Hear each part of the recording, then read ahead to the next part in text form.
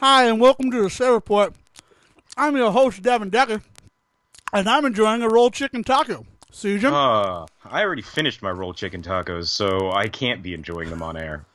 I specifically saved one for this, the I rolled couldn't do chicken it. taco report. Oh, see, I couldn't, I couldn't, and there's the episode title. But I couldn't do it. I couldn't save one. I just ate through both of mine. I did the really quick special with some guac. Although I've been told guac was the wrong choice. I've heard that nacho cheese all the way is the way to go. Oh, I'm all about the spicy ranch. But you know what? All right. This is sort of housekeeping. Welcome to the Say Report. As I mentioned, I'm your host, Devon Decker. He's Sejohn Sarowick. And welcome to the show proper. Now, if, like us, you're one of the initiated, you understand that if you're a Taco Bell fan, you don't give a shit about the McRib. You care about rolled chicken taco season.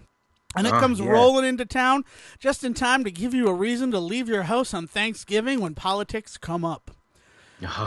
And speaking of politics, they have discontinued two of the dipping sauces, salsa and reduced fat sour cream.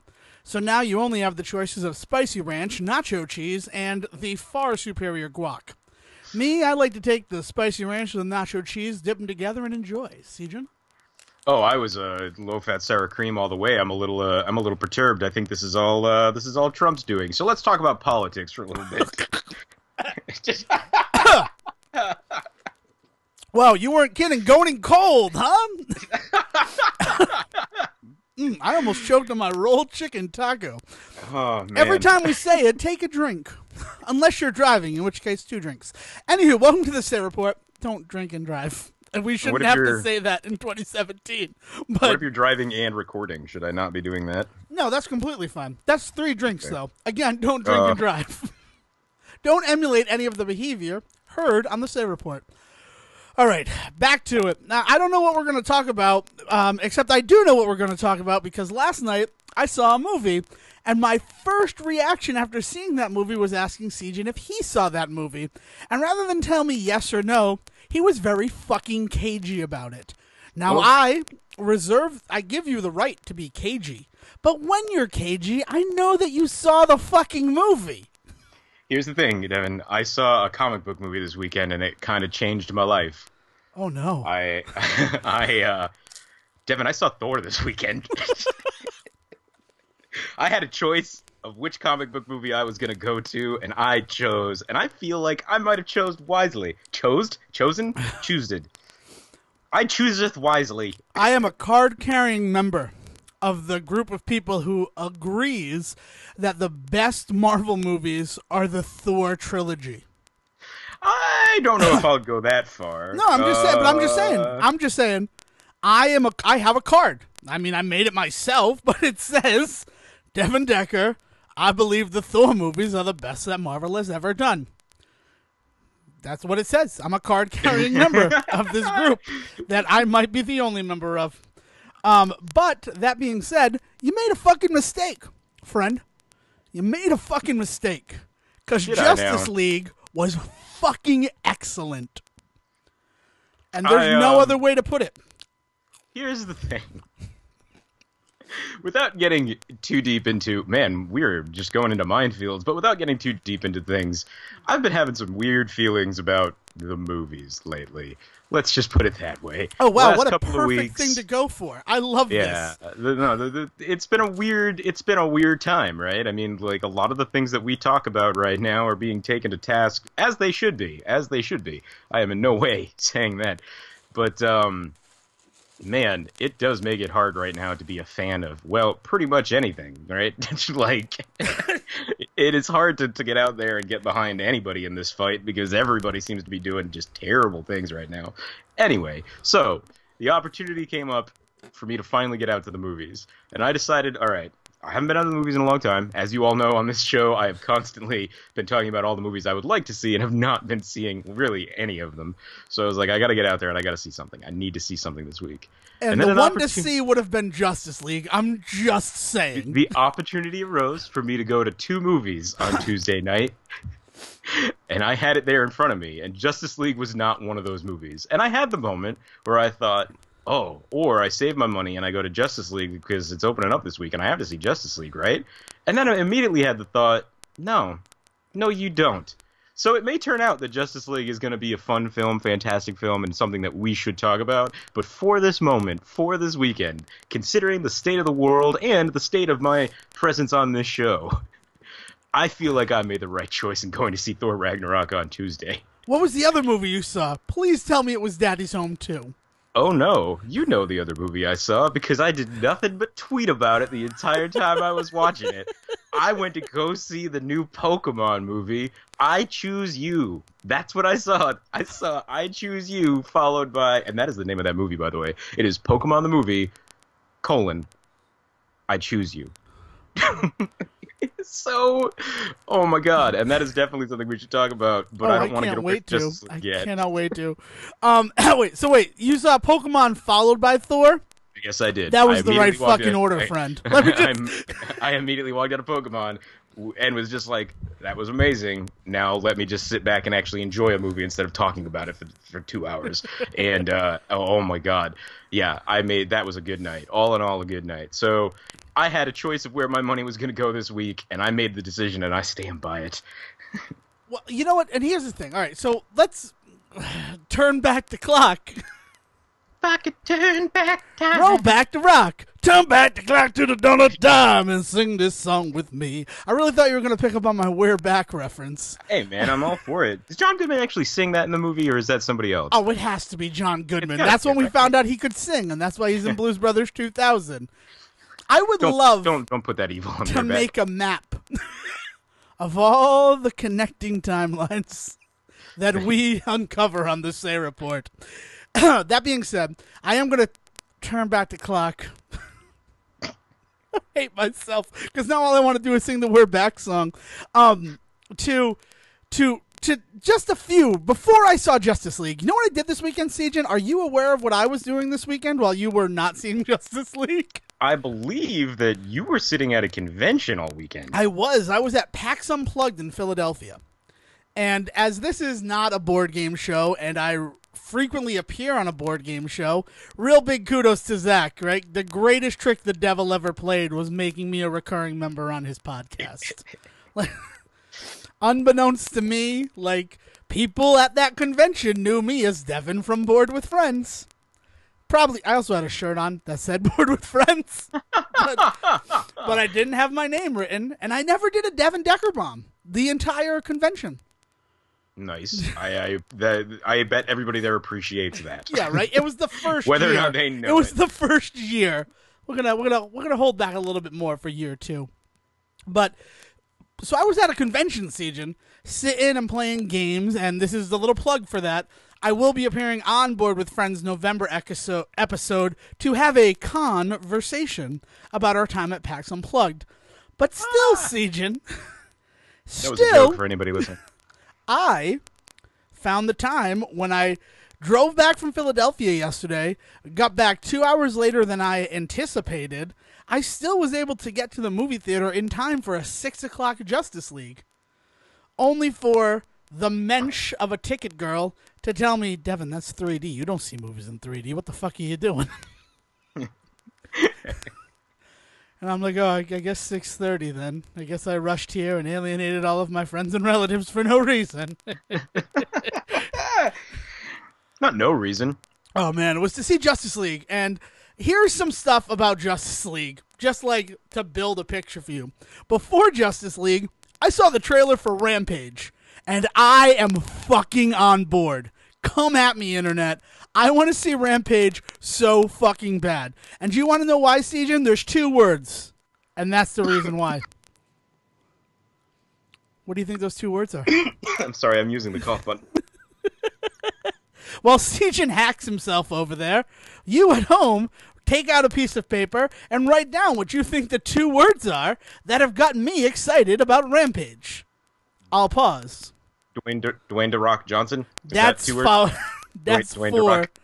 Dwayne The Rock. Dwayne The Rock. Is 1 word. That would be his name in Flintstones land. Oh, Dwayne The Rock. Oh my god, why do we not live in a time in which there is a Flintstones show for The Rock to guest star on? Because Seth MacFarlane decided to go into space instead of the Stone Age, and apparently he made the right decision. But we'll address that before the 22nd of December. That's a promise. The Orville talked about soon on the Say Report. What you've all been waiting for.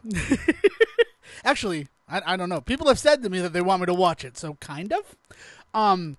No, the two words that got me excited about the Rampage movie, San Andreas. Oh, okay. All right. You can't say those words to me, Devon.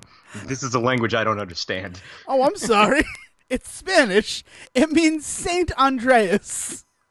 Oh, now I'm on board. Okay. Now I see. Did you see San Andreas with Dwayne The Rock Yes, I saw San Johnson? Andreas. It was featuring one of the most classic of actors of our time. I saw that movie. Oh, I thought you were going to name the woman who played his wife, whose name escaped me right now. Oh no! There was no lead up to that. There is no joke here. Dwayne The Rock Johnson. Dwayne The Rock Johnson. I will go for Dwayne Johnson. I will go to anything, Dude, as was evident. You need to understand. First of all, I was in the theater. The preview comes up. I have other things to talk about this story. We'll be going back a little bit earlier before the trailer came on, and that trailer came on, and I'm like, all right, it's Rampage. I'm gonna be okay. Right? I'm excited. I'm like worriedly excited about this. And then it says from the director of San Andreas, and I'm like, holy shit, is it a sequel to San Andreas? Now I'm on board with San Andreas. If that's what you're telling me I sat through San Andreas was just for a reveal in this movie for it to be a connected universe. No, I mean, it might be a connected universe, but only if this guy is Sam Beckett, and he just doesn't change what he looks like. Because there's a scene in the trailer. Seriously, honestly, go watch the trailer, Sejohn, and you will laugh just as hard as I did, and I was the only one laughing. He goes to fly a helicopter, and he fucking stalls it. Oh, God. And I'm just like, this is beautiful.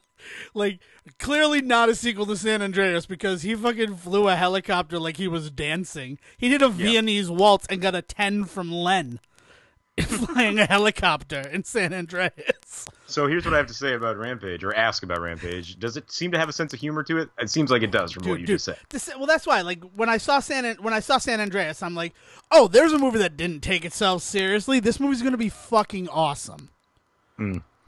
Yeah, because that's the big thing for Rampage with me is that they announced they were doing this, and then I did know that it was the dude that did San Andreas, and the reason I was disappointed was apparently for the same exact reason you're so excited, is I was just like, I don't think that dude has a sense of humor.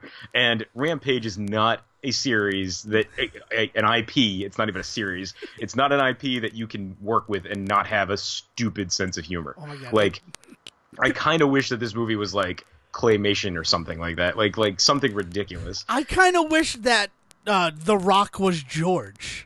That's what, when they announced that The Rock was going to be in the Rampage, I was hoping that he was the one who took the growth pills and became a giant friggin' monkey. Right. Let's tell it from the monster's perspective, right? Oh my God, can you imagine motion capture Dwayne The Rock Johnson as George? That would be amazing. That'd be crazy, right?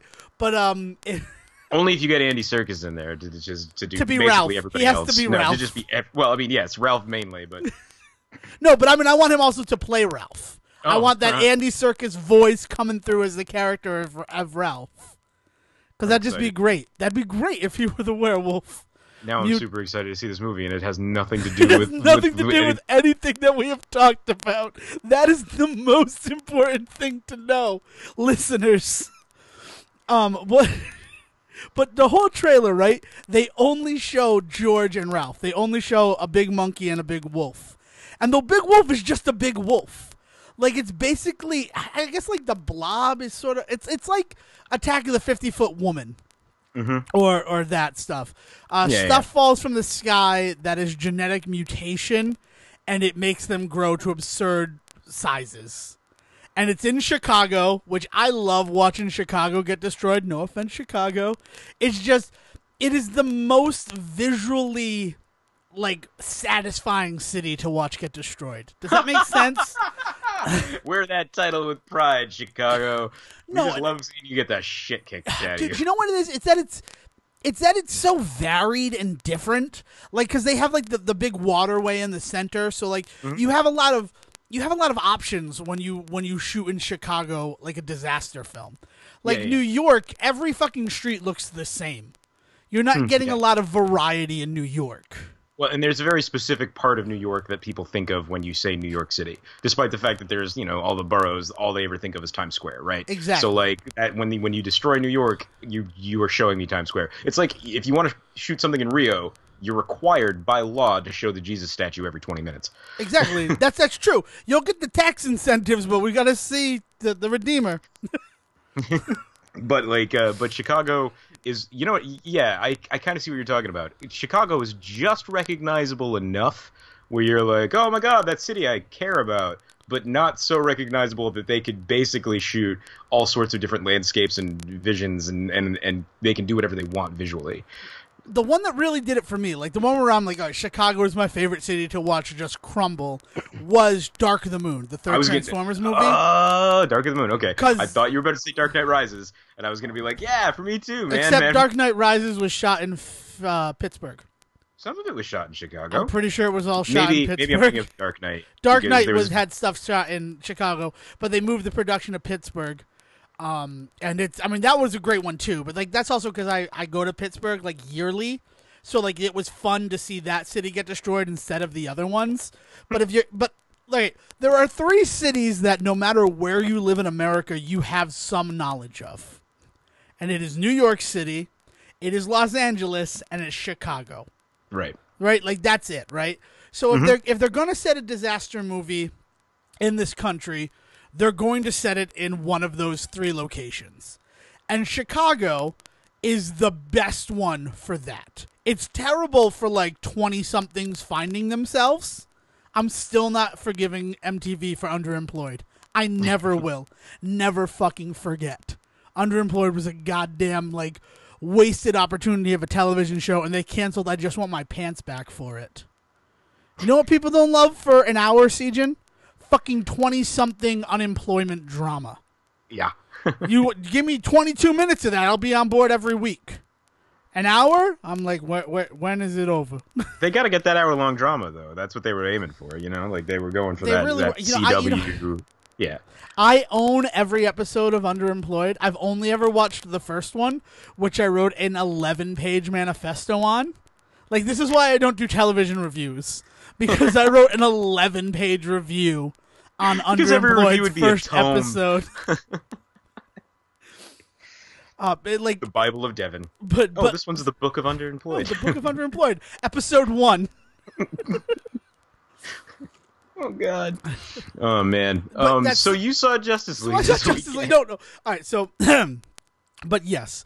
Oh, no. I want to finish the thing in the trailer, right? If you haven't seen the trailer, spoilers for the trailer. You only see George and Ralph running around the city, right? And then this is the world we live in. And then it's like, Rampage! And you're like, all right, cool, it's fucking Rampage. But, like, in the back of my head, I'm like, where the fuck was Lizzie, right? Where the fuck was Lizzie? And I'm like, it's 2017, right? They can't have a big lady walking around, becoming naked when she gets shot. That's a shame. That's a real shame. And then it cuts back to The Rock flying the helicopter and looking down into the river of Chicago, and he's like, I think there's something in there. And then up comes a fucking goddamn crocodile. And he's like, I was just saying, the only thing we were missing was a crocodile. And I'm like, yeah! Rampage! Oh man! And it comes you know out what it is. 420. You know exactly why they structure that in that way. They don't want to look like they're going after Godzilla because in all fairness, they're kind of not. Like, yeah, this is all like kind of born from the Godzilla concept of the big monster stuff, but what it's coming from is something even more than Godzilla was coming from. Like, it's pulling from the same source that Godzilla was pulling from, so it's more like a brother than it is a son. Like. And I think that's exactly why they don't show the giant lizard the entire time, is because then everybody just thinks, oh, it's just a Godzilla spoof. It's just a Godzilla, right. And I think it's specifically why she's a crocodile instead of a dinosaur. And I'm just like, I'm fine. I am fine with this because it happened. And I'm like, I get why not. Like, maybe that'll be the end of Sting. But, like, it was the end of Sting, but for the trailer. Yeah, man. So who's doing the animation for it? Is it...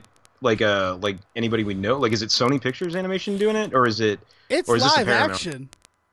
Well, I know it's live action, but clearly they didn't go out and find 60 feet. Oh, they did. No, they did.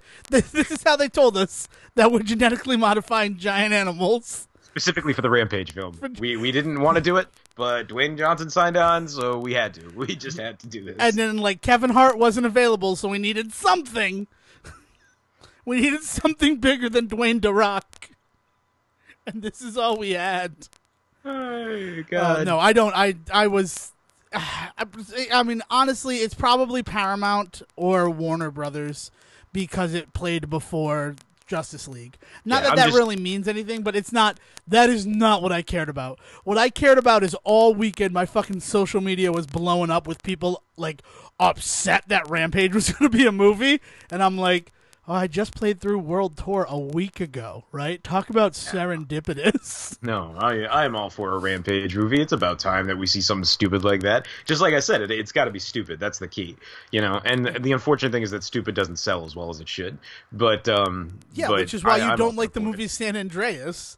Like, that movie has nothing but a sense of humor, but like it's a dark sense of humor. Like, you need to be there, like. Yeah, of course that happened. Yeah, of course. You know what it is if there is any sense of humor to it, it's lost on me because I hate disaster films. Like, and I don't mean I hate to the point where I won't watch one, because there are a couple out there that I actually do kind of legitimately love. Towering Inferno and all that sort of stuff, you know, like, but when it comes to, like, your yearly disaster film that comes out, more likely than not, I'm going to just ignore it. You know what I mean? So San Andreas, I was already going in kind of feeling sour. So I was just on a Dwayne The Rock Johnson kick when that came out, and then I don't know. And then I had a great conversation with Dan Fogler, of all people. Like, nice. For real, we had like a deep conversation about San Andreas and why it was a legitimately great movie, and it sucks that people don't understand that. Amazing. Yeah. So okay, God. and then just like for just pointers, and then we'll get to Justice League. I promise. They followed that up with I feel like maybe you didn't like Justice League. I think you were so into the Rampage trailer that you were just riding that high for the 3 hours afterwards. Oh, dude, I fucking loved... First of all, Justice League is 2 hours. It's a tight fucking 2 hours. Yeah, but you want to talk about the high? Do you want to? Where's that 6 hour Zack Snyder cut? Bring it, bring it. Is there one? Is that like written out there that it exists? Oh, it definitely exists, and fans are already saying that they want to see that one over the quote-unquote crappy studio cut, or whatever the fuckboys are calling it. Yeah. There's already a call for a Zack Snyder director's cut to be released. Okay, well, first of all, the high I rode from Rampage was into the Tomb Raider trailer, which also looks fucking amazing. Alicia Vikander was the choice. She might be Lara Croft in real life. Yeah, well, and I had to sit there and listen to somebody in front of me at the movie. Well, I saw that preview before Thor, actually, and the person in front of me just going, oh, God, why didn't they just get Angelina Jolie again? And I didn't know what to say to that. I was just like, are you kidding me? I mean, am I under the wrong impression? Those movies are not good, right? Like the original Tomb Raider movies were, like, fun and watchable, but they weren't, like, money-making, like amazing films, right? There's a reason we don't keep making video game movies. Well, there is a reason why I got a sequel. We're not going to see Michael Fassbender in the world of Assassin's Creed again, but the first Tomb Raider was good enough to get it a sequel. And any movie that gets a sequel, and this is just an unfortunate truth of the world, has a fan base. Yeah. Like, Sejohn, you of all people, you like the second Ghost Rider movie. Because it makes up for the first. I was surprised that it happened and was super excited. And that movie should not have been made. No, it really shouldn't. Right. Like really that movie shouldn't have been made. But also, if you read about how they made that movie, that movie should never have been made. Like, the illegal kind of nonsense that went on to make sure that film got made in the way that it did is both amazing and terrifying. We should have some conversations about that sometime. As the same actress in the Ghost Rider movies who's in San Andreas, I'm really upset that I can't think of her name right now. Not the first one. No, she's in the first one. She's Ava the girl. Green. What? Ava Green, right? No, not Ava Green. Ava Mendes. Ava Mendes, yes, not Ava Green. Ava Green's great, but for other reasons. And Ava Mendes is fine when she stays in her lane. That's a shitty thing to say. Oh, no, wait. It's not Ava Mendes who's in San Andreas. Oh, God. I can't think of her name, and it's going to bother me.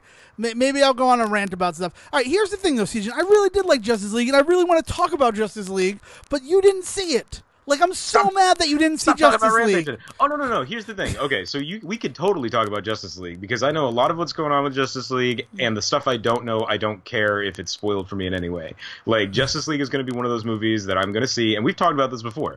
I will see it, and I will legitimately find things in it to enjoy. Sounds like maybe more than just a few things. Right. Which is totally fine. So, like, let's do it. Let's talk about this. We're not going to talk about it, and here's the reason why.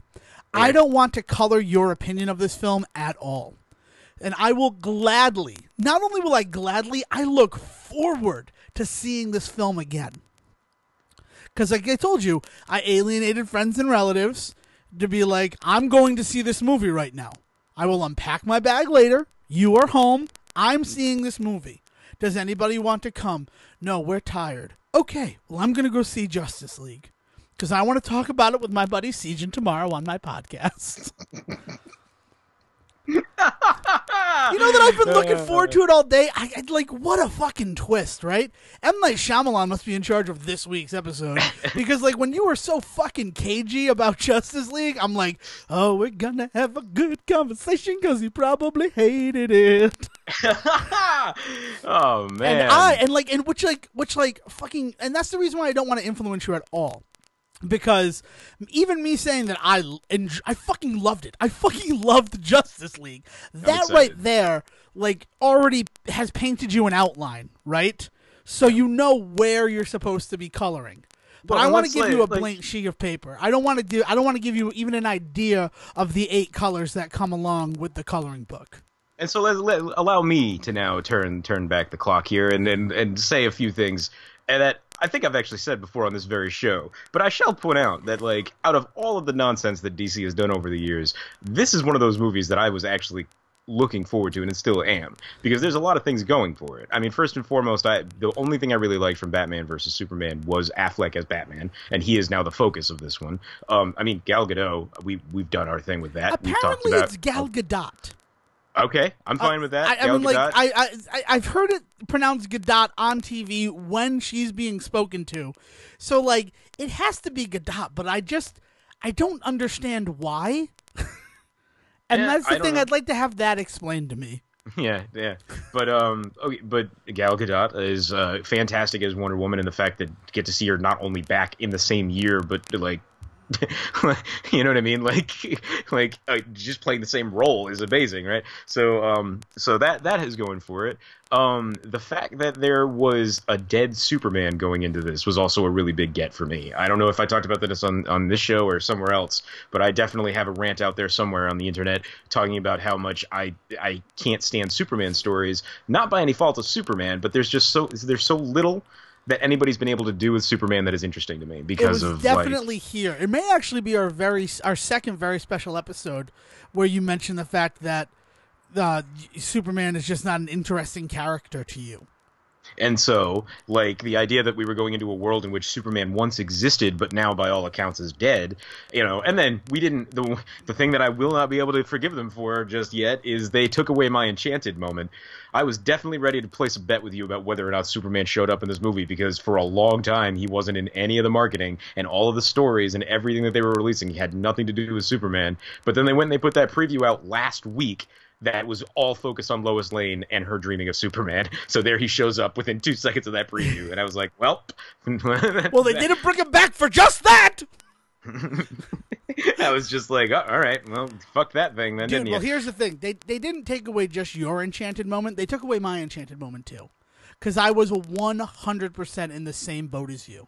I actually had conversations with people...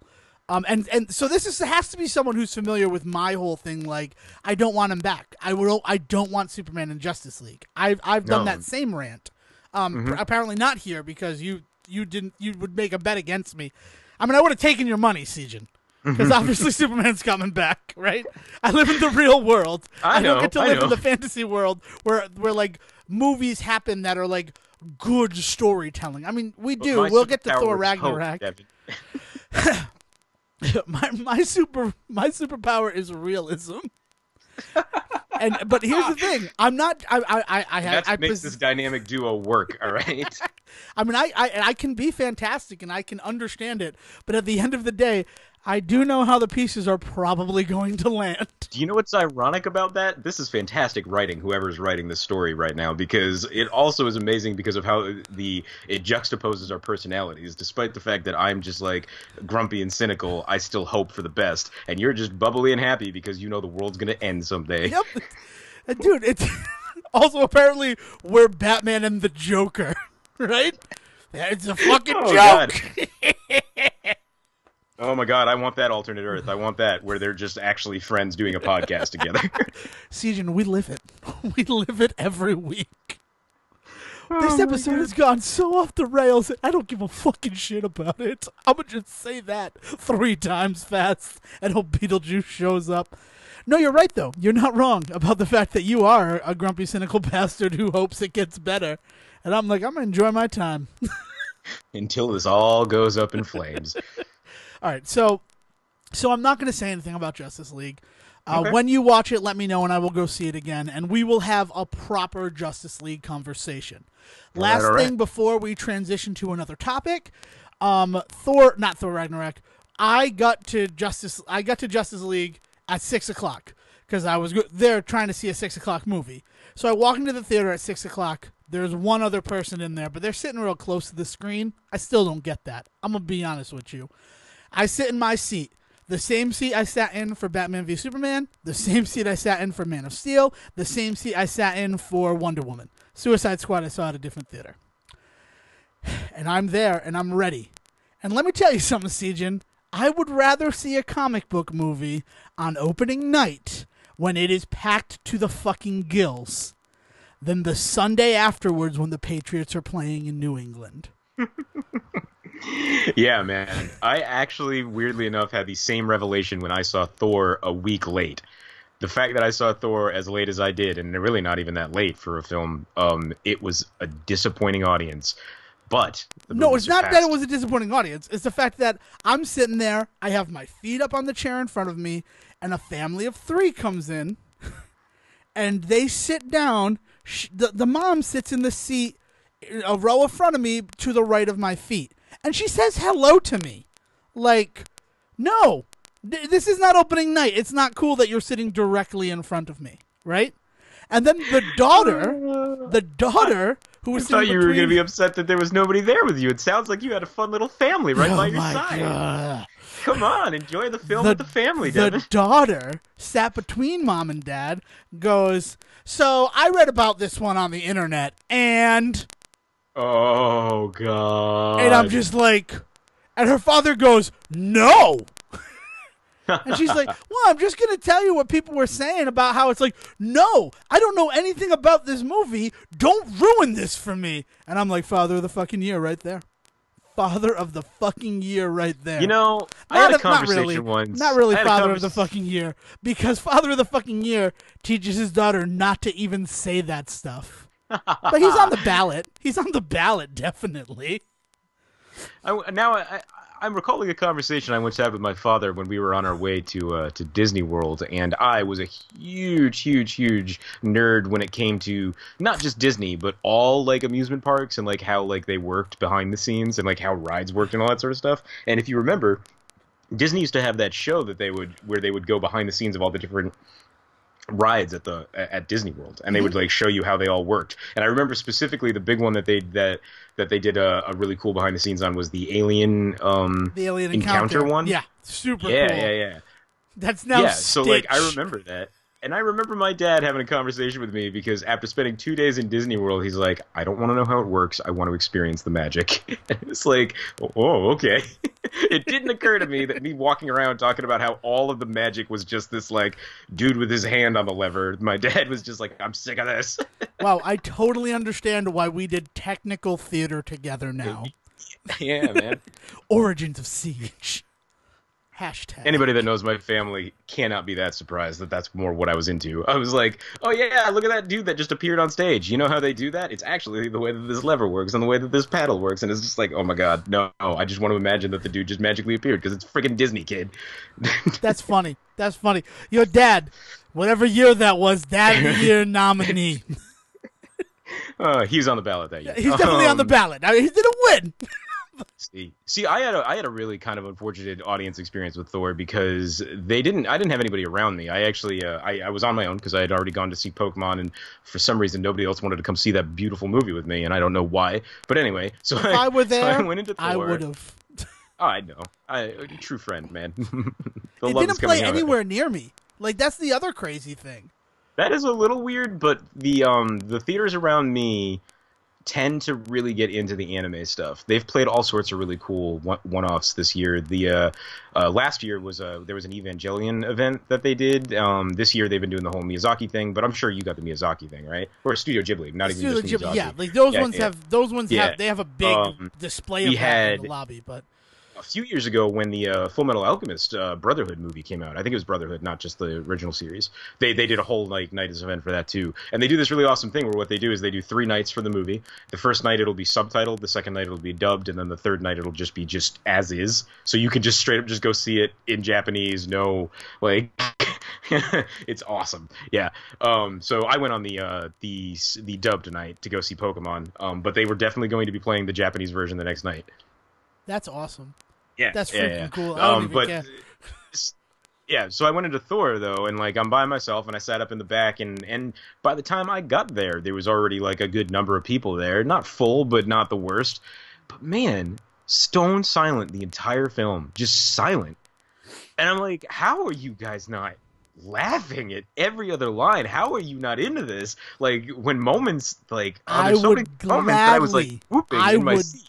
I would gladly trade you to be in that audience.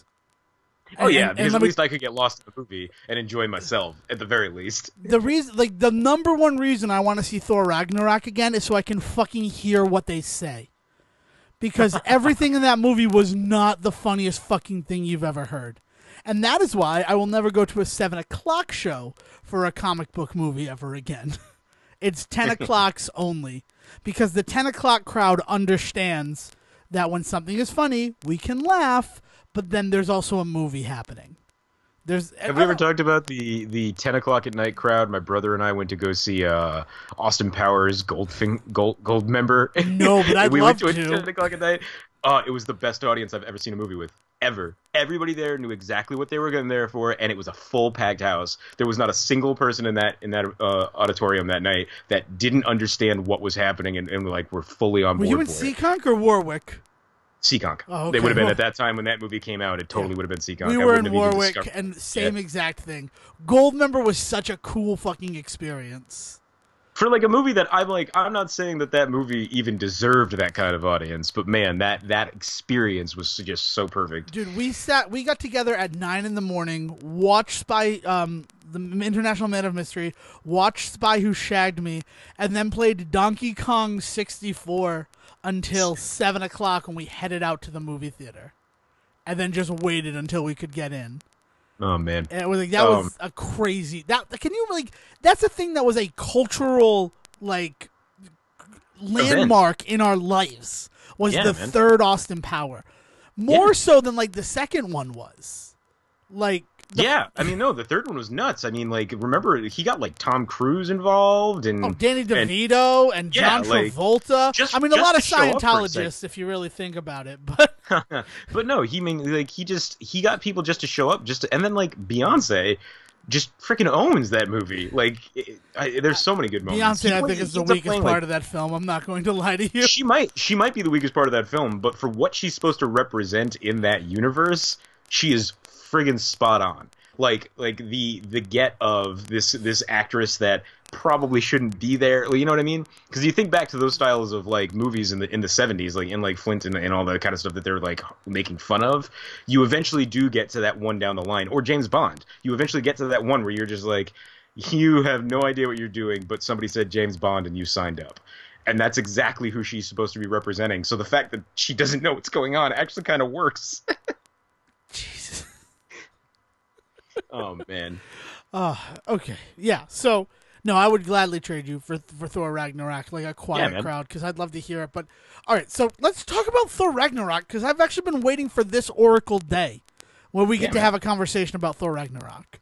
What do you want to hear? So you lead, and then I will interject. It's currently in the top 3 Marvel movies for me at the moment. As I think it should be. I do believe that it is finally. So here's the thing. I talked a little bit about how I feel about Thor before, and I promised that we would just get more into it now. So this is me getting more into it. But the idea being that, like, I've always liked Thor. I don't think that they're bad movies. They just never felt like they quite fit into the MCU. It wasn't until Avengers that I really kind of got on the Thor train to begin with. Because when the first movie came out, we have to go all the way back for this.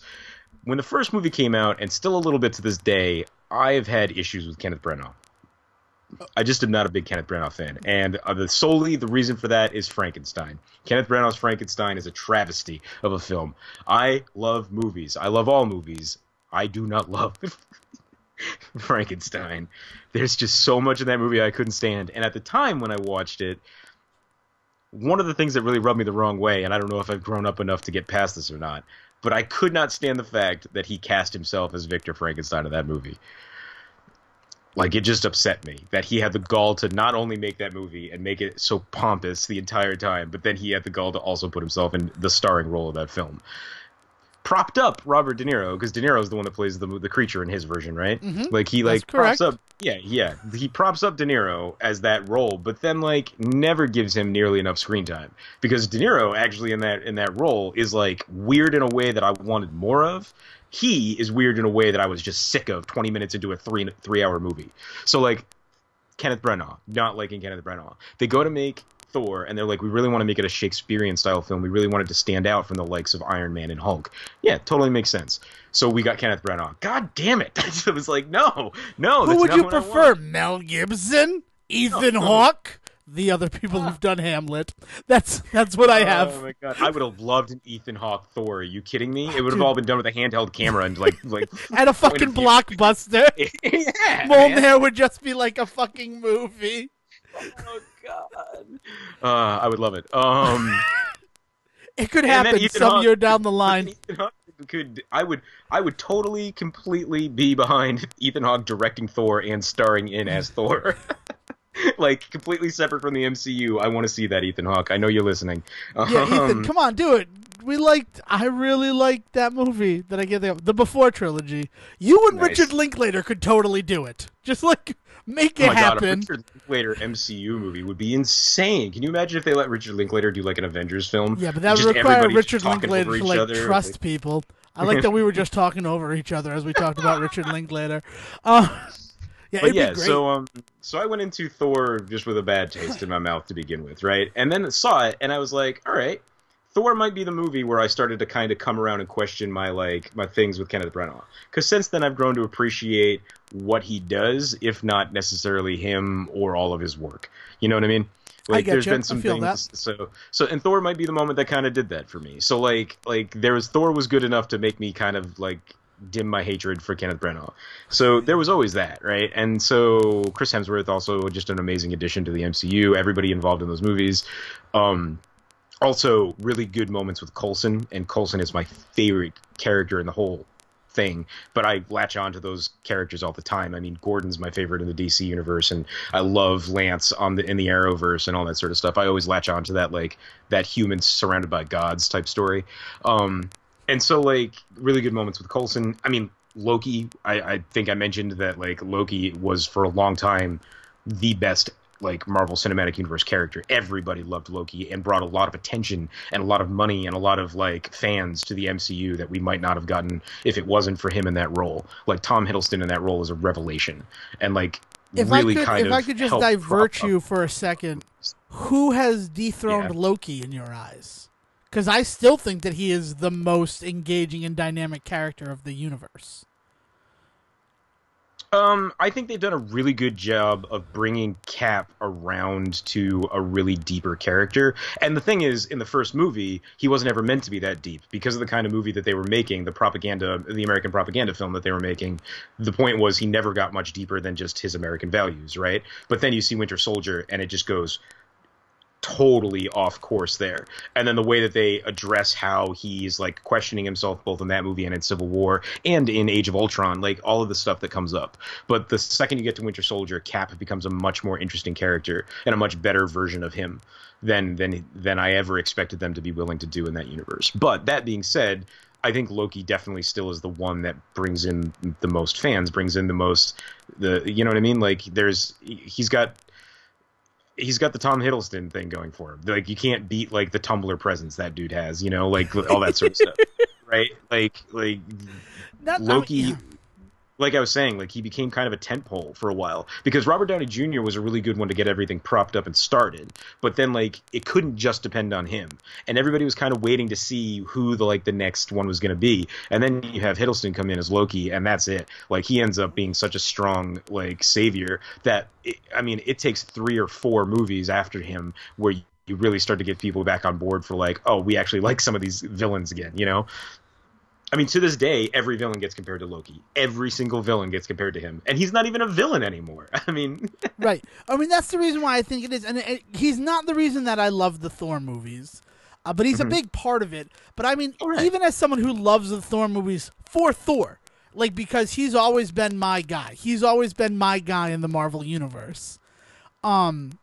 It's those movies are almost like the Loki movies. Like, you could change the title to Loki...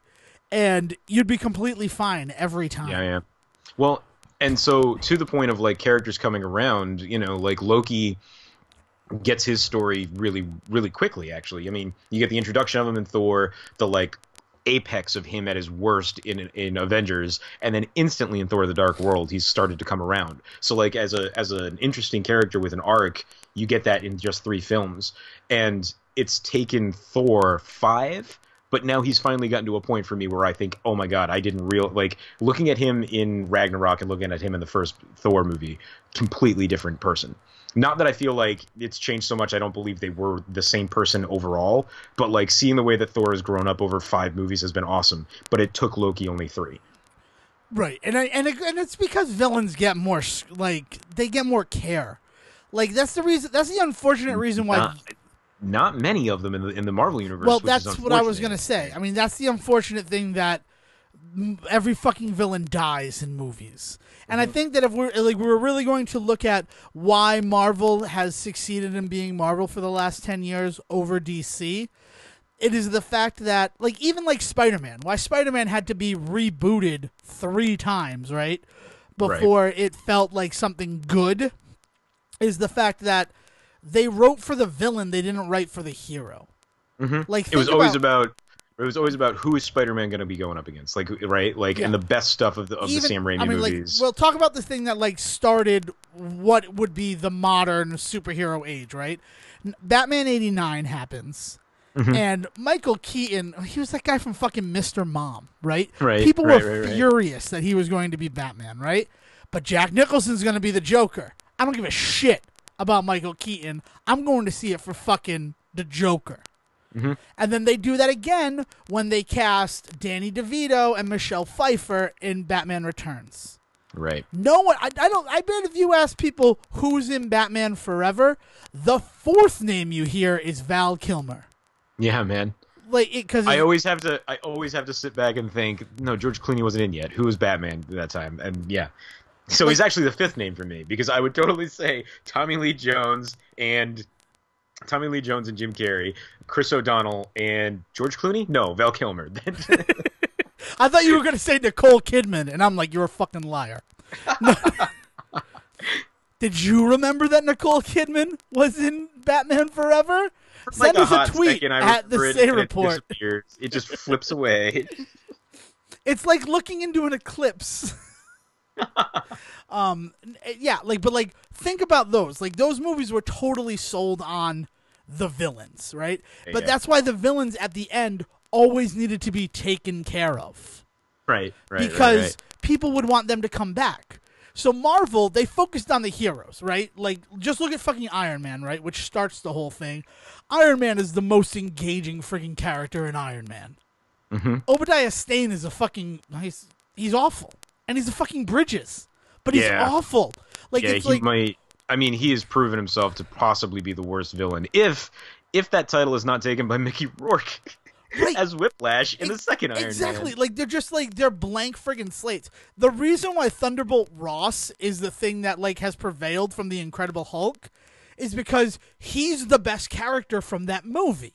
He really is. Well, except for Ty Burrell, but no.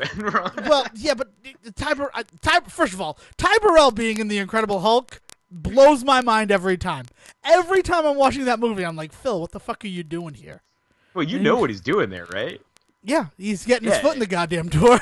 Edward Norton and him are like best friends. I did like, not know grew that up they were together. best friends. Yeah, that's why Edward Norton shows up in the very first season of Modern Family as the Australian pop singer, because they are just fucking besties. So they just work on shit all the time together.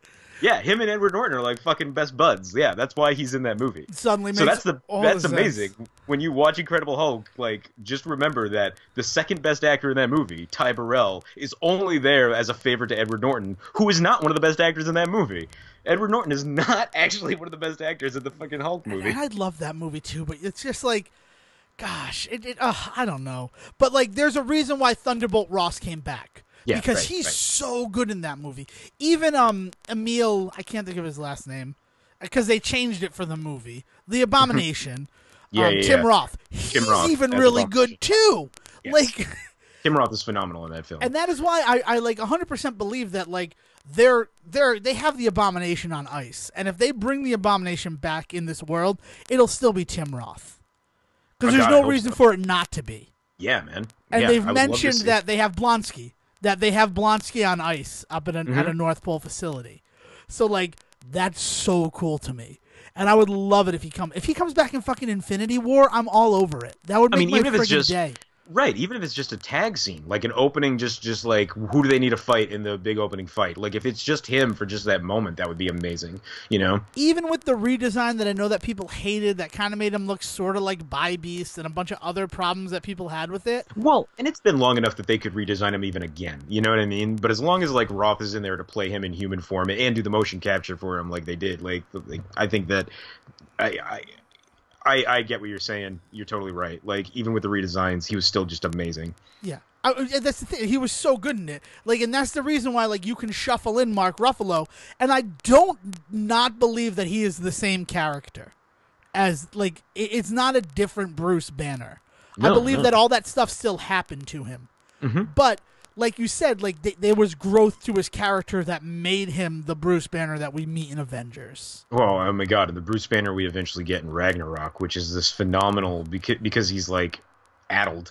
All right, just straight up spoilers, because I need to talk to you about it. Spoilers for Thor Ragnarok. It's been out 3 weeks, all right? You had your chance. Surprise, surprise, Hulk is in it. No. When they are fighting for the first time, and Thor does the sun's getting real low, big guy. Yeah! It's the fucking best moment. And that right there, and the reason why it's the best yeah. moment is not just because it's the only good thing that came from Age of Ultron next to Linda Cardellini. I disagree. There's plenty that came from Age of Ultron, but we'll have that fight another day. But no, what's beautiful about that moment, you're totally right. Like, it's this fantastic thing that they pull out of Age of Ultron.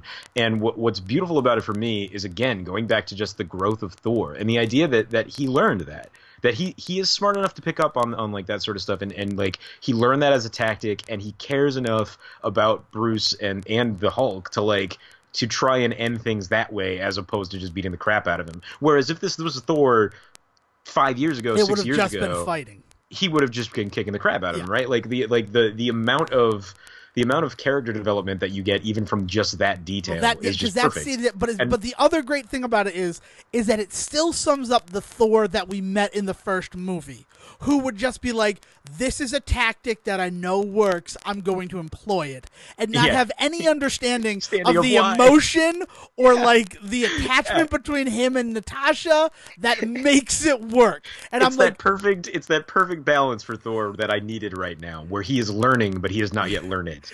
Right? Like, he's learning, but he's not yet learned. Right. It was. That is the moment. And that is the moment I've wanted to talk with you, because of course you got it on the exact same level. Because that's the level that they were shooting for, and I'm just like, people laugh at that, and I'm like, yeah, but it's so much deeper than being a funny moment in this movie. I mean, and it shows up time and time again when he recognizes the what's the name of the ship? The Quinjet. Yeah, when he recognizes the Quinjet and he runs to it and then he can't get it started. Like, he's smart enough to pick up on the fact that if there's a Quinjet there, he knows he can get home. But when he gets to it, it's only then that he realizes he doesn't know how to fly it. Yes. All right, it's gorgeous. Like all of the little moments like that throughout are just so well done. You know. It is, and it's great. Thor Ragnarok is fantastic. If you haven't seen it, these are minor details. We haven't gone deep in it. I'm glad that Sejohn loved it. And the thing that I really liked about it, the thing that like I've been sitting on to say is that is how you do a fucking movie in a shared universe. Mm-hmm. It doesn't need fucking gigantic stakes that affect everybody. No, not at all. It's just like it's so crazy that like I basically went out to the comic book shop and I bought my Captain America, and it was the fucking end of Civil War. I bought my Guardians of the Galaxy, and I met Star-Lord's father. I bought the first issue of a new Spider-Man and really enjoyed that. And then I bought a Thor book, and that Thor book was just like a fucking filler to get to the next big event. Mm-hmm. Like the fact that they understand that we can do filler movies with these characters. Yeah. And as long as we write them well and give them compelling stories, it doesn't need to tie into the bigger fucking thing. Yeah. And that's the biggest issue that DC had. And has. It still has it. Well, I'll say had, because I honestly think that the Justice League experiment is fucking over. Oh, and, yeah. And I, you know what, in a weird way, I'd like to take credit for it. Can we take credit for it on some level? I mean, considering how often we talk about things and within a week they die, yeah, let's take credit for it. Well, I mean, the reason why I want to do it is because all I've been saying is people keep going to see the movies, right? People have problems with these movies, but they still go out and they still see these DC movies, even though they've been hurt time and time again, right? Sure. It's a blind faith. And it's like, if you just walk away from it, like, maybe it'll go away, but maybe it'll come back better. Or maybe it'll open up the fucking slot for something else that could be good and enjoyable, like fucking Rampage. Yeah, man, through and through. The fact that it didn't make $100 million its opening weekend and still was number one, right? Like, it was still the number one movie in this country, right? Mm-hmm. It almost got beaten by Wonder, which that movie I cannot believe. Why would Julia Roberts be with Owen Wilson? It's the most unbelievable thing I've ever seen in cinemas. This kid looking like that and making friends, I completely believe it, right? I believe it. I believe his whole story. But the fact that Julia Roberts is married to Owen Wilson, I cannot swallow. And I love Owen Wilson. I will, here's my review of Wonder. Every generation deserves a mask. So, have it.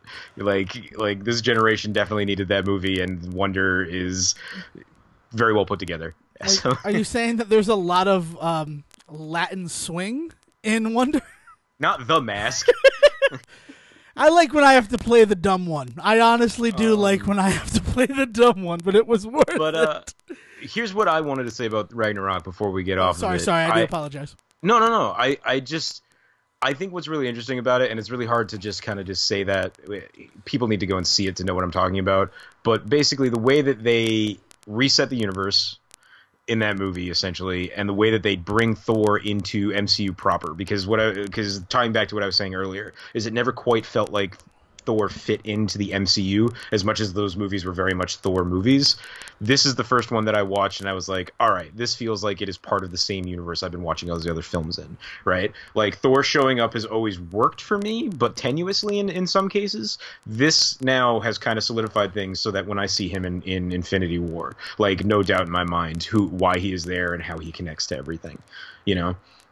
Like, the whole separating Asgard from Midgard and like having to tell Asgardian stories always made it really difficult to like show how that world could exist in the world that Iron Man and Cap also inhabited. And this was the first one where I felt like it really worked for me. So I'm super excited. I wish I could remember. I watched something that I hate myself for the words that I'm about to say. But I watched something right after Ragnarok that had the exact same like resolution of Asgard is not a place. Asgard is us. And I'm just like, really? That's what you're gonna do? This is what's gonna happen in all media now? Yep. The yeah, I guess we did say spoilers for Thor, but Yeah. like, I mean, the way that they, you know what it is it's the Superman problem. They have officially taken away Krypton from from Thor, but they've given me a Thor that is so recognizably flawed that, like, I'm totally cool with him being this god that is, like, trying to, like, find his place now, because he could always run away to Asgard. That was like Superman could solve any problem, because his powers, the Kryptonianness of him, just kind of makes it so difficult for me to ever care or connect with him, because you can't tell a human story with him. And they try really hard. You gotta stop talking about Superman, because goddamn it, you need to go see Justice League. I know that it is 9 o'clock on a fucking Monday. Go find a screening of it and see it. Yeah, you can't. You gotta see it. You have to see this movie, because you know who I want to talk with about Will, but Will doesn't live here, and I'm not doing 2-minute little things with him. Plus, he didn't see it today, like he fucking promised. All of the people I want to talk about with Justice League haven't seen the movie yet. This is it, though, man. Just the DC Universe finally pulls its shit into gear, and they make a decent movie that everybody can maybe get behind, but they've burned out their goodwill. People aren't seeing it as soon as they should be, and that is why I take credit. And that is why I take credit, because I am the person who was like, I'm seeing it because I like movies. I'm seeing it because I love movies. I'm seeing it because, against my better judgment, I enjoyed Man of Steel. This is why I am going to go see Justice League its opening weekend. But the three people in my life, right? You, Will, and Zach, the people who care about DC, right? Because I don't care about DC, right? Fucking spoilers for Devon Decker. DC, I've read one DC comic book in my entire life, and it was the New 52 Swamp Thing issue 1. Nice. I had no fucking clue what was going on. The fuck is the green? The green, man, versus the red, versus the versus the Speed Force, which is the yellow color. Look, all you need to remember about Swamp. Never mind. No, I'm just saying, but I'm the one who is like, I need to see it this weekend because I don't want it spoiled for me.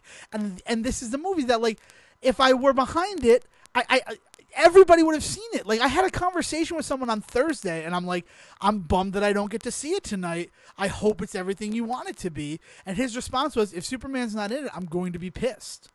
And I'm like, well, if he's not in it, I will be super happy. So, like, it exists in quantum state for you, right? It's Schrodinger's fucking Superman right now, Sejohn.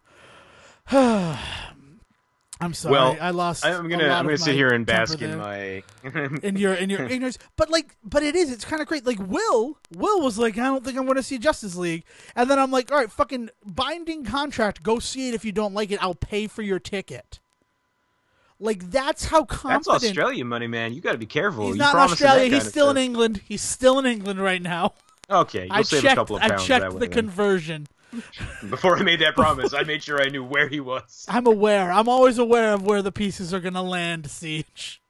And you know what? Honestly, I'd make the same agreement with you. In fact, I am. I'm putting it out there right now.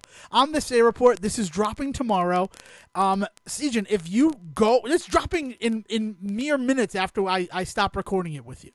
Go see Justice League in the next week. And if you don't like it, I will PayPal you double the cost of your ticket. Oh. I'm even going to raise the fucking stakes. That's how confident I am that as fans of DC, you will like this movie. All right. So preview for when we talk about this next time, because clearly I'm going to go and see it now because Devon's about to pay me to go and see it. I've already got some feelings. I've already got some feelings about Arthur. So... Just putting that out there. The moth from The Tick is not in this movie. Yeah, I can play. But can we talk about, before we close up, can we talk about a movie that I thoroughly enjoyed and, dare I say, cried through?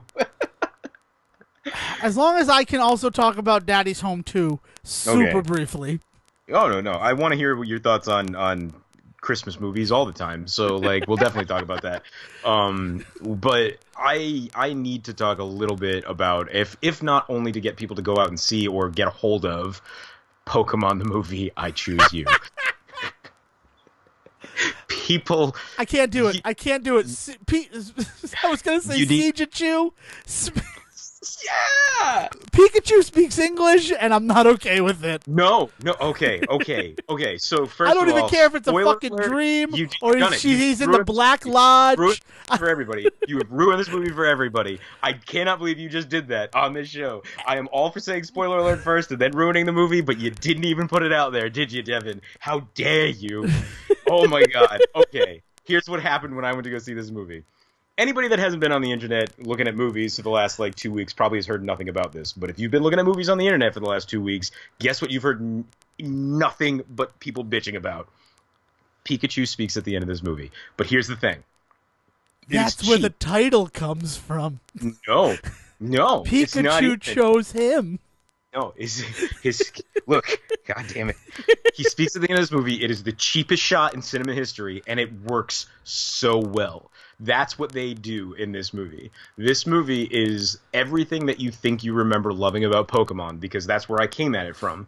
I am talking as somebody that has not seen a Pokemon movie, not seen a Pokemon television show, not touched a Pokemon game or a Pokemon card in 10 years. And I was not even really that into it when it was a big thing. I was into it enough to get by culturally because, God damn it, I was not going to be left out of this one. But even then, I wasn't into it. I went to go see this movie with that kind of mindset, and by the end of this film, I was like, "Oh, I gotta go play some Pokemon. I gotta go buy some cards. I gotta go do some things. I gotta buy everything. You've got me. You've gotten me, Nintendo, and whatever weird offshoot company it is that owns Pokemon Game Inc. or something. Game Freak. Yeah, you guys, they've done it, right? So the Pokemon stuff is just. It's not even about Pokemon. At the end of the day, it's this weird thing between this man and this boy and his pet, but not his pet, his boy. But that's where the line is, right? Is the whole movie is about that. Is that, are they pets? Are they employees, workers? Are they slaves? Are they friends? What are Pokemon to humans in this world? That's what this movie addresses. But it addresses it in this package of all of the old Pokemon Indigo stuff. If you watch Pokemon Indigo League, that's the world they're in. It's not anything weirder than that. It's not quite Indigo League because it's not Brock and Misty are there. But it is that level of animation, that level of writing, that level of everything. But they're addressing this concept that is just so huge for a Pokemon movie. And I sat there for 88 minutes, not even a full 90-minute movie.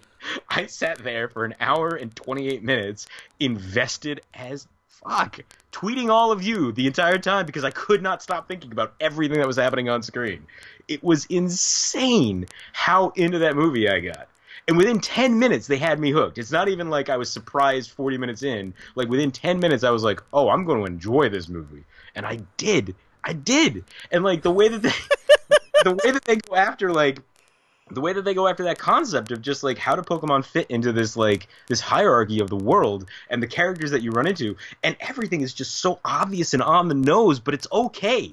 It's okay that everything's on the nose because it's all just a parable. It's like reading a story in the Bible and you're just well, it's pretty obvious that this guy's in the wrong and this guy's in the right. When that dude's cut this baby in half because we each deserve half of a baby. You're just well, clearly you're wrong about that. There's no ifs, ands, or buts about that. It's the same thing in this movie. Dudes show up and they're just Pokemon are nothing but stupid animals. That's why I slap mine. And then he just fucking turns around and hits his Snorlax. And you're just dude. I don't mean to be rude. I don't mean to be rude. But a human slapping a Snorlax would be nothing. Snorlax would have no reaction to that. Well, all right. That'd be there's probably an ant walking on me literally right now because I spilled my spicy ranch sauce. And I have no fucking idea there's an ant on me. That's fair. For Snorlax scale. might have been a bad example. But so essentially it's an origin story for Ash and Pikachu and actually a couple of others. It's about him kind of getting the core team together, right? Butterfree? Butterfree? Oh my god, you want to see some Butterfree? Oh god. I mean I do want to see the movie. I was legitimately upset that it was not playing anywhere near me when you're I'm going to go live tweet this. Cuz I'm I'll do that. I don't give a shit. The one thing that I think that this movie does over just watching the old show or anything like that is it's willing to go to a weird place in that there's discussions about Pokemon's dying. There's all of this stuff about yeah, like slavery and like their thought processes and what it means to be in a Pokeball is so weird. It's just so weird, but it's so cheap. Like I don't know, like that's not the quite the word I want to use because there's a negative connotation to the word cheap that I do not mean to imply Sappy? here. It's sappy, saccharine. That's the Saccharine, word. okay. It's so saccharine that you can't quite take any of it too seriously. Again, just like watching the old show, you know, like when Ash gives his speech about how Pokemon, what it means to be a Pokemon master, what it truly means to be the best, and he just goes on for 10 minutes, and you're like, Ash, I got you after the first line. That alone was a I stupid understand line. that you guys needed a buffer episode to Yeah. animate the next story, Exactly. but you've literally just said the same sentence. Yeah. Pokemon are our friends 99 different ways. And so it's that for 88 minutes, and I ate up every friggin' second of it. Charmeleon, Wartortle. God. There's weird time jumps where Pokemon are suddenly evolved and they never addressed how they got to that point. And you're just like, okay, so this must be like at least a couple of days later, right? If not months. But it's okay, we're fine. Let's do it. While we have Pokemon on it, can we talk about like my biggest issue with the original Pokemon series? What is that? Butterfree was the emotional fucking heart of it. And the big issue with that is the first episode of Pokemon that they showed us in America was the SS Anne episode. Oh, yeah, okay. And in the SS Anne episode, when they first get on it, right? Because it ends and the cliffhanger is that the boat has gone down and they're all lost at sea, right? But in that episode, it addresses Pokemon trading. And Right. Ash watches someone with like, I want to say it's like a Primeape or something like that. Like, it's a Pokemon that, like, I would never fucking trade a Butterfree for. But Ash is a fucking 10-year-old boy, and he sees this Pokemon that he thinks is cool, and he agrees to trade Butterfree, who's, like, really one of his first Pokemon that he ever caught, right? Right, And right. And it's not like Pikachu, because even though him and Pikachu are partners and buddies, there's always like a weird reluctance there because Pikachu refuses to get into the ball and like he's very independent. Huge crux of this movie. Yeah, I believe exact- that. I that 100% exact thing, believe yeah. that. So he trades Butterfree and then he's remorseful about it and he gets Butterfree back at the end of the episode, right? As the fucking SSN is sinking, him and the old man trade back. And, like, that's why they don't get to a lifeboat, and that's why they're stuck at sea. And then fucking Pokemon proper starts the next episode. Right. And you have to watch them do so fucking much before they get back to that SS Anne thing, right? And all of that stuff, they build up Butterfree, and, like, yeah, like, so that had some emotional fucking punch behind it that it didn't have when it was literally the first episode of Pokemon that I watched. Can I tell you that this movie does Butterfree justice? Let me put it that way. Because they do justice to Butterfree at the end in the show too, right? Because then he meets the fucking pink Butterfree, Ash's Butterfree, and he's like, "Yeah, I want to go bang that Pokemon. What do you say, Ash?" And Ash sets him free. You have to see this movie. I want to. I want to see this movie. Everything that you're loving about Butterfree, I tell you they address in this film. All right, cool. I'm telling you, I'm not lying when I said I wanted to see it. Yeah. But like Butterfree is just emotional heart, and that is why. I mean, I don't know if I've ever told the Anime Boston story here, but at Anime Boston, Butterfree got knocked out. Oh, He did not faint. He got knocked out, and that was because he was a grown man in a Butterfree outfit.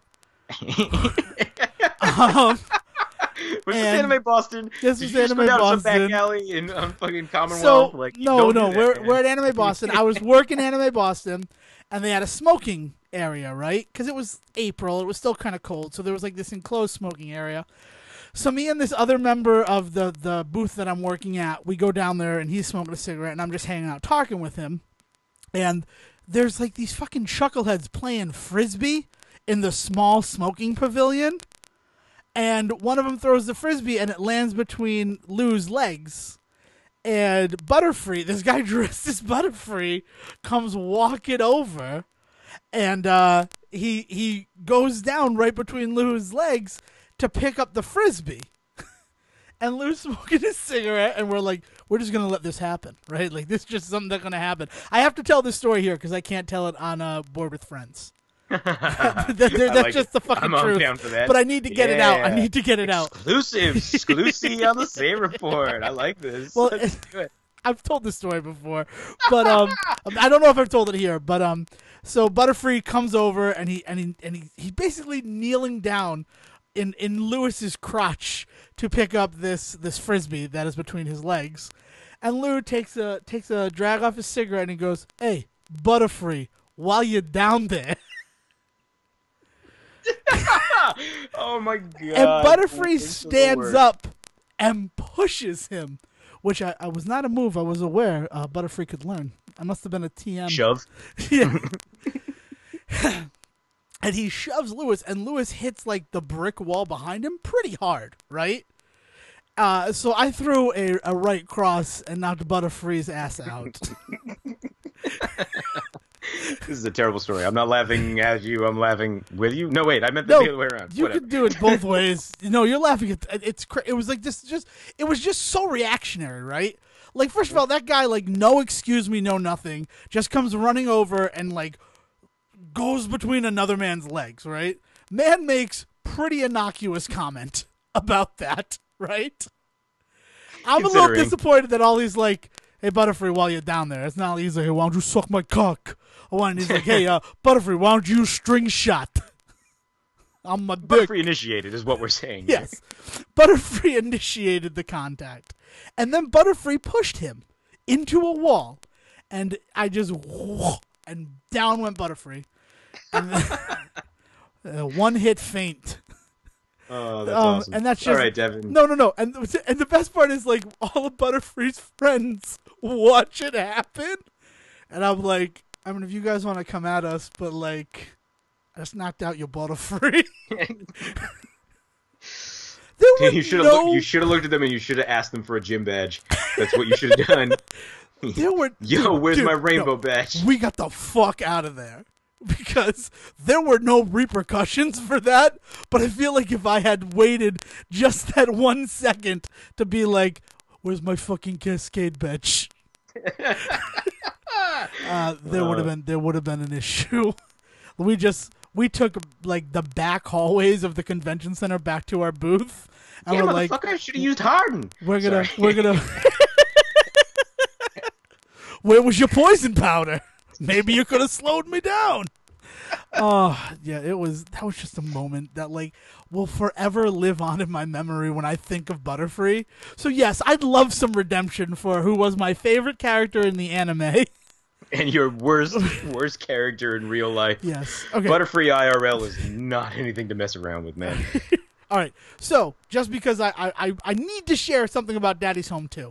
First of all, see Daddy's Home 2 is better than Daddy's Home. And I only know that movie. How could it not be? And I only know that it's better than Daddy's Home because I got a free digital copy of Daddy's Home by seeing Daddy's Home 2 opening weekend.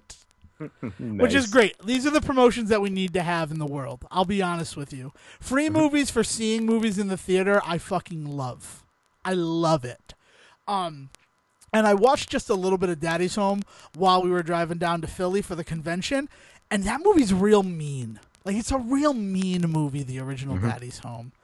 Like, I had forgotten how just mean-spirited that film is. Yeah. Daddy's Home 2 is not mean-spirited, which is crazy because Mel Gibson is there.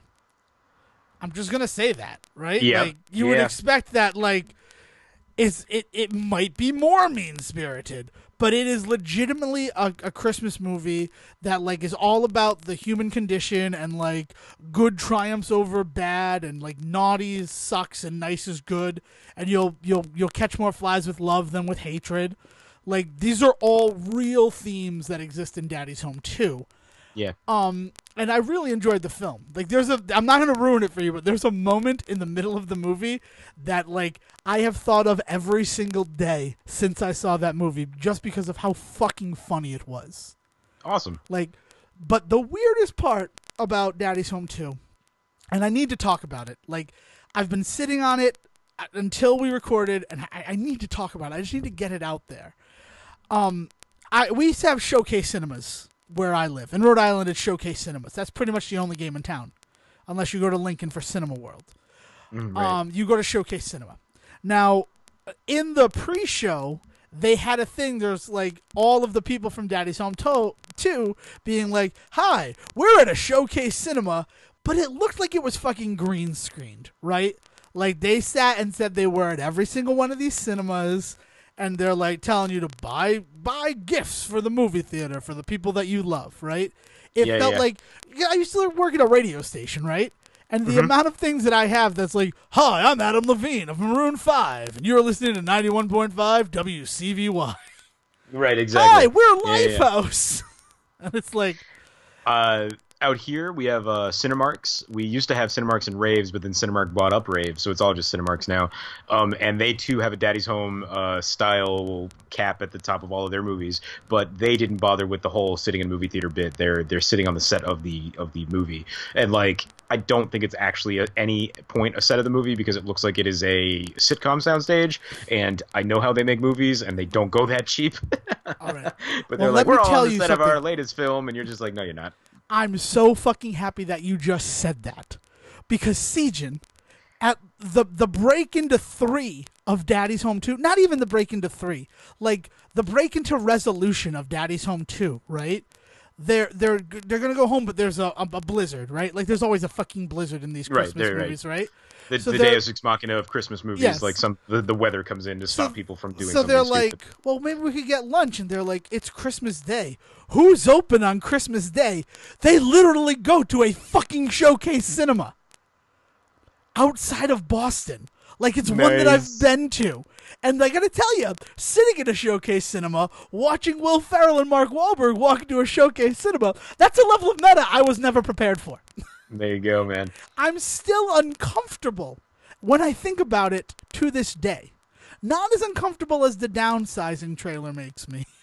Because we were fighting in the theater before Daddy's Home 2 about who would go get the refill on the popcorn and soda during the trailers. And I'm like, I'm not going. I was the first one in the theater. I don't have to go. First one in the theater doesn't have to go. And then the downsizing trailer came on. I'm like, all right, shut up. I'll do it. I can't watch it. It makes me uncomfortable. That uncomfortable. And that's what we call continuity. That's the Say Report. Almost as long as Pokemon I Choose You this week. Sejohn, let's do our endy bit so that I don't know. This has been so good. I've loved this. I missed you, buddy. We just we wanted to make sure that everybody realizes that while things in the movie industry suck right now, there's a lot of bad people out there doing bad things. There's still good movies out there and good people doing good work. So just go out there and see some stuff. Yes, 100%. Support the people who are not terrible in Hollywood. Like Gal Gadot. She fucking stood up to that Brett Ratner crap, and now it looks like she might actually come out on top, which is a rare win in this world. And so go see Justice League. That is my reason to go see Justice League. Excellent. And listen next week when Sejohn presents his case for why I have to pay him double the movie, and I invariably trick him into revealing he loved the film. Until then, I'm Devon Decker. You can yell at me on Twitter at Devon D. Decker. And I'm Sejohn Sarwick. You can yell at me at Siege versus the World.